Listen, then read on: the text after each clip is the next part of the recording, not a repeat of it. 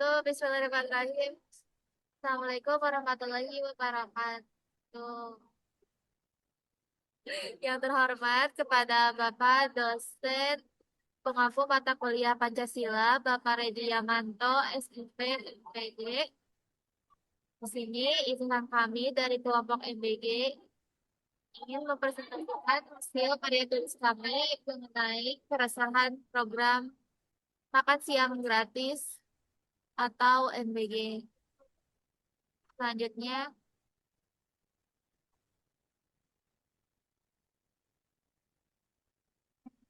kelompok kami ini terdiri dari 4 orang. Untuk saya sendiri yaitu Naila Amelia Putri dengan NPM 2530480.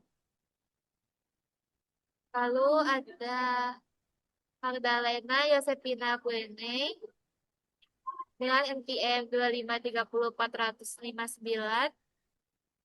Lalu dengan rekan saya juga Novia Fitriani 2530483. Dan juga rekan saya selanjutnya yaitu Keisha Ratna Yohanda Celia dengan NPM 2530488. Nah, untuk selanjutnya kami akan memulai presentasi ini dengan membahas materi pendahuluannya terlebih dahulu atau latar belakangnya yang akan dijelaskan oleh Novi Fitriani. Pada Novi, persilahkan.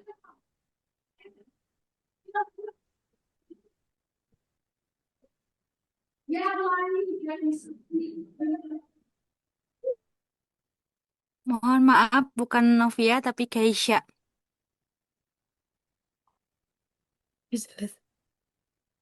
Eh, Baik, di sini ada pendahuluan. Program makanan bergizi gratis merupakan salah satu upaya pemerintah untuk meningkatkan kesehatan masyarakat, khususnya anak-anak sekolah. Program ini bertujuan membantu memenuhi kebutuhan gizi agar siswa dapat tumbuh sehat dan lebih fokus dalam belajar. Selain itu, program ini juga diharapkan dapat mengurangi beban ekonomi keluarga yang kesulitan memenuhi kebutuhan makanan bergizi setiap hari. Namun, di balik tujuan baik tersebut muncul berbagai keresahan dari masyarakat. Banyak orang mempertanyakan kualitas makanan, kebersihan, hingga pengelolaan anggaran program. Oleh karena itu, program ini perlu dijalankan dengan baik agar manfaatnya benar-benar dirasakan masyarakat. Kemudian, di sini ada analisis risiko logistik dan distribusi di daerah 3T. Nah, tiga, 3T itu 3T itu merupakan singkatan dari tertinggal, terdepan, dan terluar. Ini tuh membahas kekhawatiran masyarakat terhadap kelancaran penyaluran program makanan bergizi gratis. Nah, di daerah 3T ini tuh sering menghadapi kendala seperti akses jalan yang buruk, keterbatasan listrik, dan fasilitas penyimpanan makanan, eh, serta transportasi yang bertanggung pada kondisi cuaca. Akibatnya tuh distribusi makanan berisiko terlambat atau mengalami penurunan kualitas gizi atau pembusukan. Kondisi ini tuh menimbulkan kekhawatiran bahwa masyarakat di wilayah terpencil tidak akan menerima pelayanan yang sama baiknya dengan daerah perkotaan. Oleh karena itu, diperlukan kesiapan infrastruktur dan sistem logistik yang memadai agar program dapat berjalan merata dan efektif. Selanjutnya akan dijelaskan oleh rekan saya.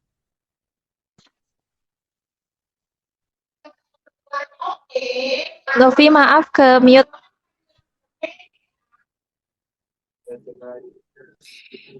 Baik, di sini saya akan menjelaskan tentang analisis risiko, kualitas, dan keamanan pangan. Risiko keracunan makanan massal akibat sanitasi yang kurang baik, potensi kontaminasi bakteri seperti Salmonella dan E. coli. Diperlukan SOP sertifikasi dan pengawasan mutu pangan yang ketat. Kompetensi tenaga pengolahan makanan perlu ditingkatkan. Fluktuasi harga pangan dapat menurunkan kualitas bahan baku dan dampaknya menurunnya kualitas gizi, gangguan kesehatan, dan kepercayaan masyarakat. Selanjutnya ada analisis. Maaf, Keisha, lanjut.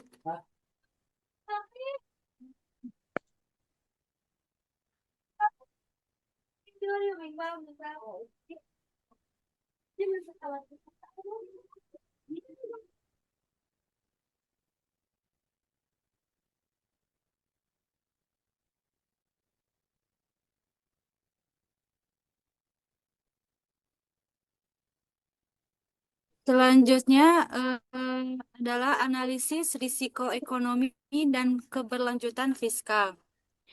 Program MBG membutuhkan anggaran yang sangat besar sehingga menimbulkan kekhawatiran mengenai kemampuan APBN untuk membiayai secara berkelanjutan.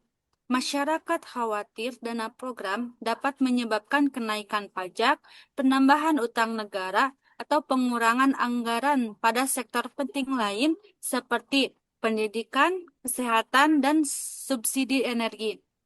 Selain itu, terdapat kekhawatiran akan terjadinya penyalahgunaan anggaran melalui praktik korupsi, kolusi, dan nepotisme atau KKN.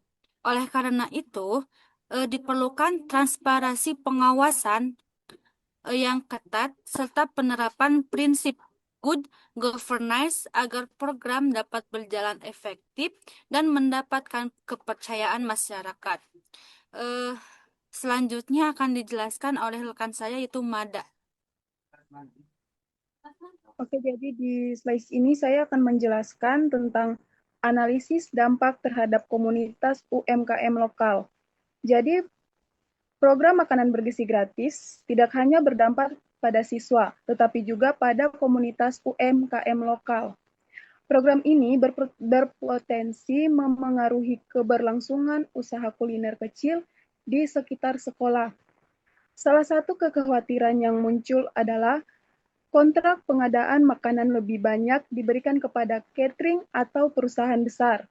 Akibatnya, warung makan, pedagang kantin, dan pelaku usaha kecil berisiko kehilangan pelanggan dan pendapatan.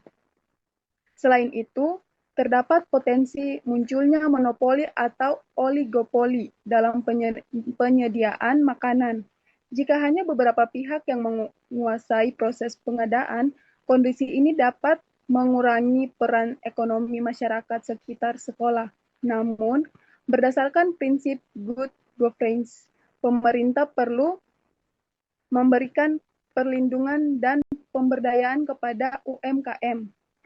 Pelibatan UMKM juga harus disertai pendampingan manajemen usaha dan penerapan standar sanitasi yang baik. Karena itu, diperlukan keseimbangan antara efisiensi pelaksanaan program dengan keberlanjutan ekonomi lokal agar manfaat program dapat dirasakan secara lebih merata. Next. Nah, yang berikutnya itu tentang strategi mitigasi risiko dan model tata kelola kebijakan. Untuk mengurangi berbagai risiko yang mungkin muncul, diperlukan strategi mitigasi dan tata kelola kebijakan yang baik. Pertama itu meningkatkan transparansi komunikasi publik mengenai pelaksanaan program, terutama di daerah 3T, agar informasi dapat diterima secara jelas oleh masyarakat. Yang kedua, menyusun menu dengan bahan pangan lokal, sehingga dapat mengurangi kendala logistik, menekan biaya distribusi, dan mengurangi risiko pembusukan bahan makanan. Yang ketiga, memperkuat pengawasan keamanan pangan melalui kerjasama antara BPOM, Dinas Kesehatan, dan pihak sekolah guna menjamin kualitas makanan yang diberikan. Selanjutnya, menerapkan tata kelola kolaboratif atau kolaboratif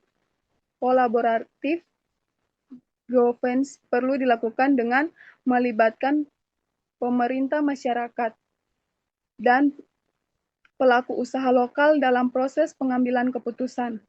Prinsip good governance seperti transparansi, akuntabilitas, dan pengawasan anggaran juga harus diterapkan untuk mencegah terjadinya korupsi, kolusi, dan nepotisme. Terakhir, UMKM, koperasi, dan kelompok tani perlu dilibatkan dalam rantai pasok program agar ekonomi lokal tetap berkembang dan berkelanjutan program dapat terjaga. Baik, selanjutnya akan dijelaskan oleh rekan saya, Naila. Baik, untuk selanjutnya yaitu kebersihan dan higienitas pengolahan. Yang dimana kebersihan makanan itu menjadi salah satu keresahan terbesar dalam masyarakat. Kenapa? Karena banyak orang takut jika proses memasak, menyimpan, atau mendistribusi makanan itu tidak dilakukan secara higienis. Nah, dan ini tuh emang aspek yang paling mendasar karena emang stigma masyarakat bahwa program ini tidak higienis itu bukan cuma ketakutan atau hal yang diada-adakan, melainkan sebuah realita yang dimana risiko ini benar-benar sangat besar. Nah, untuk mengelola makanan untuk jutaan siswa setiap hari, itu pastinya membutuhkan standarisasi setingkat pabrik yang besar. Bukan cuma rumah kosong lalu ditempel banner MBG, bukan. Namun, selanjutnya, seperti yang tadi bilang, faktanya pengawasan di lapangan tuh sangat lemah. Kenapa? Karena ketika program ini dipaksakan berjalan tanpa kesiapan dapur umum yang tersertifikasi, risiko makanan itu pasti besar gitu, karena terkontaminasi sama bakteri atau bahkan bisa aja basi di jalan hingga kasus keracunan massal pada siswa. Kami mohon maaf apabila ada kesalahan. Sekian, terima kasih.